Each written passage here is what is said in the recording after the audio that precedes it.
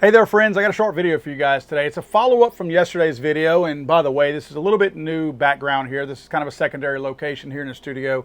Doing a lot of work, moving a lot of things around, got some new gear and equipment coming in here, so that's why you're seeing a little bit different look. It's also partly why we have the quick video today, plus we have the vice presidential debate later on tonight, getting some things ready for that. But I wanted to follow up on yesterday's story on not just the looters that were up in the Asheville area in North Carolina. They've obviously caught them. They've caught some others by now. People are saying that, and it sounds like some of the left-leaning people are coming out saying that, oh, they're just looting for food and water. People will give you food and water if you ask for them, and if you're polite about it, and you're nice about it. And generally speaking, we've been through enough natural disasters here in South Louisiana. People are very generous in giving during these times. You don't have to steal food and water. In fact, the locals are saying that ain't what they're looting for. In fact, one of the instances that came out was this guy's place was messed up, his home was messed up, and people were stealing, get this, artwork.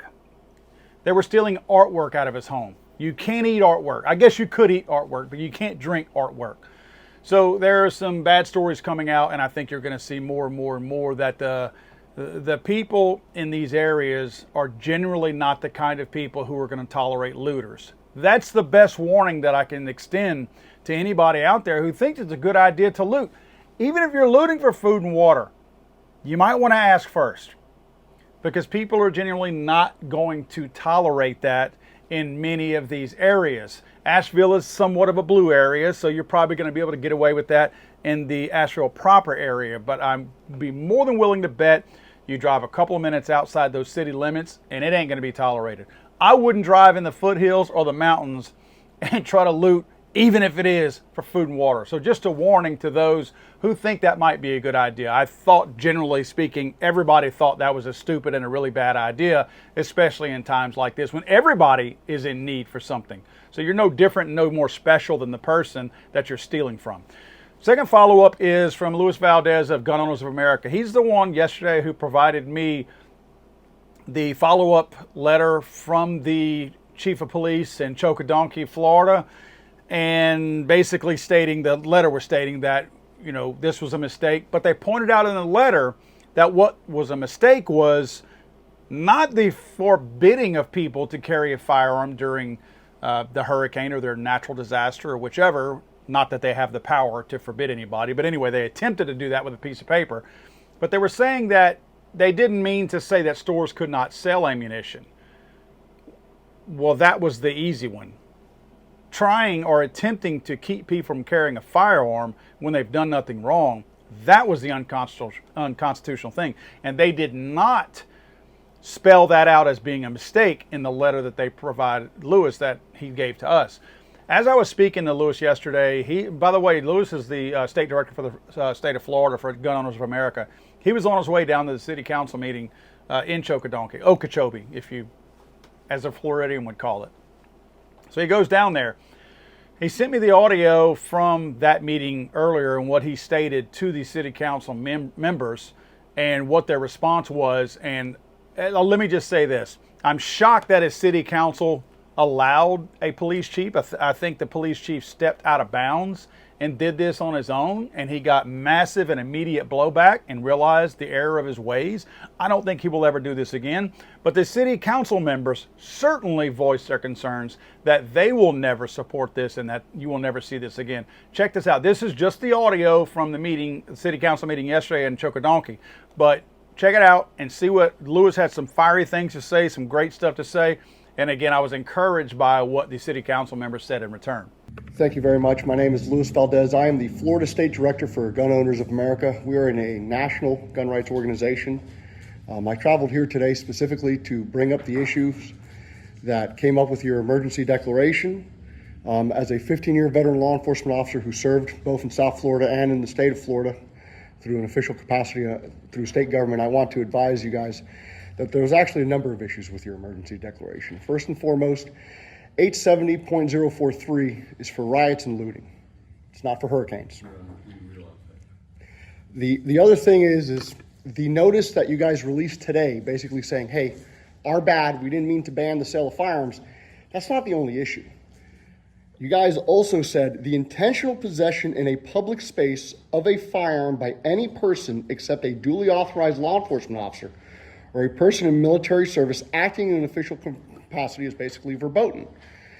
That is an extreme issue because right after that sentence in 870.044, which was not posted on your notice, it literally says, oh, by the way, this statute in no way to clarify means we ain't going to take away anyone's guns, or are we going to strip them of the ability from legally carrying in public.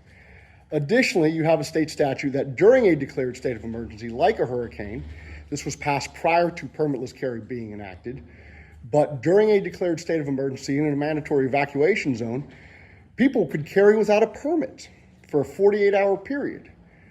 Furthermore, you have the issue of state preemption in this state, which doesn't just say the city is liable. Individually, you members of the city government are liable and can be sued up to $5,000. Now, organizationally, we're not threatening a lawsuit right now, but I'm here as the state director, as a veteran law enforcement officer. I am more than willing to put on a class for the city government to explain the do's and don'ts of how declarations of emergencies work, how our state statute in relations to 790, its entire chapter works when it comes to the rights of the citizens here to keep and bear arms, both legally and law-abiding. Because I can tell you this, disarming the public during a state of emergency doesn't work because criminals don't care. As a 15-year cop, I know criminals are criminals because they break the law. If there was an issue of looting, if there was an issue of criminality, the people being able, the law-abiding public, the residents of this community being able to be armed would be the most important thing to reduce crime. And this was brought up to our attention as a national organization because we have members nationwide. We have over 2 million members, and a number of them live right in this area, and they contacted me. And I drove down here specifically to bring this issue up to your attention. Gun Owners of America, we're the only no-compromise gun rights organization. We fight in Tallahassee, we fight in Washington, D.C., and we'll fight on the local level. And if you folks aren't aware, we even just filed a lawsuit in the state of Florida, in federal court against the state of Florida over the open carry ban. Because we don't care if it's a Republican or a Democrat issue, we care about the Second Amendment, and that includes everyone's rights. Thank you for your comments, and I hope you realize that we realize we made a bad mistake, and we will correct that in the future, I promise you. It will not happen again, I promise you that. Well, from my standpoint, I can't speak for the whole council. I think that we have learned a valuable lesson here. We made just a mistake by copying the old ordinance, and we will not do that again. So thank you very much. So I'm okay with giving people credit whenever they see the error of their ways. And it sounds like the City Council of Chokedonkee, Florida definitely saw the error of their ways. I will say this, I have sent an email to the police chief, specifically to his email address, asking him if he would come have a conversation with me via video and explain what the ordinance was, because regardless of who he wants to kick the ball to and say that it's their responsibility, his name was on that ordinance, and he ultimately was responsible for it, whether he says it was a mistake or not. Not many people you can blame whenever you allow your signature to be on there, and he did in fact sign the bottom of this piece of paper. So I feel like he still has some explaining to do, because in his mind there were only 3 bullets on that entire ordinance. It was a 1-page ordinance. Really hard to screw up 3 bullets on an ordinance. So I want to get what his thoughts are. So I have put an invitation out to him. Have not heard back from him. Hopefully I'll hear from him soon, and we'll get a chance to ask him some of our own questions and see where his mind is and what he thinks going forward. Guys, thanks for watching. As always, please like, subscribe, share the videos if you can. YouTube, of course, does not like the 2A channels that are putting truth out there, and we do our best to investigate and pull as much truth out as we can and disseminate that to you guys so that we can all be better informed. We know that the state-run media is doing a horrible job of getting information out, and it's all propaganda anyway. This goes for everyone from the CNNs and MSNBCs to even the Fox Newses. I do not think any of the legacy media, I like to call them state-run media, I don't think any of it is honest anymore. I think all of it is cherry-picked as to what they feel like you need to know, not even what their own thoughts are. It's what they think you need to know. And then they break that down and give you just what they want you to know. I do my best to give you everything, and I know a lot of the other 2A guys out there too. I will say this, cut the cord. You don't need cable. You don't need any of these mainstream people. You don't need any of these state-run medias. None of them are effective. Honestly, if you have X, you're probably getting your best source of news because you decide what you want to be forming your opinion and what you pass on. You decide that. You're not at the mercy of somebody else filtering this stuff based on what they want you to see. You determine that on your own. Again, X is a great place. There's a lot of other good places. I actually may do this. I may share you guys an app that I have that actually consolidates a whole bunch of the different independent news sites out there, not CNNs and folks like that, just a bunch of other little websites that are doing a really good job globally. Actually, they're around the world pulling this information and putting it on their website. And I found this one app that basically takes all these news agencies and lists them all separately, so you can go through each one and choose. And that's a lot of times what I'll do. I'll go through and just filter the raw news based on what I want to read and then investigate more on those particular topics. So look for a future video on that. I'll probably do that and share that with you guys because it's really informative and very helpful to me. Guys, have a good evening. The debate is tonight between Tim Walz and J.D. Vance. Should be interesting. I think it's going to be a cakewalk for Vance. The guy's really good on policy. He's good on public speaking. I do believe Tim Walz is good on public speaking.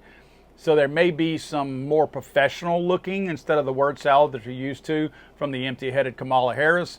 But nevertheless, I don't think the guy is, everything he has is built on lies, and J.D. Vance is not.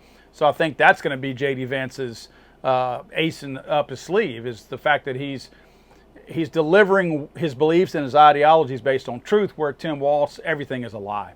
So I think that's where you're going to find that the benefit of having a Vance versus a Walz is probably going to come into play. Have a good evening, guys.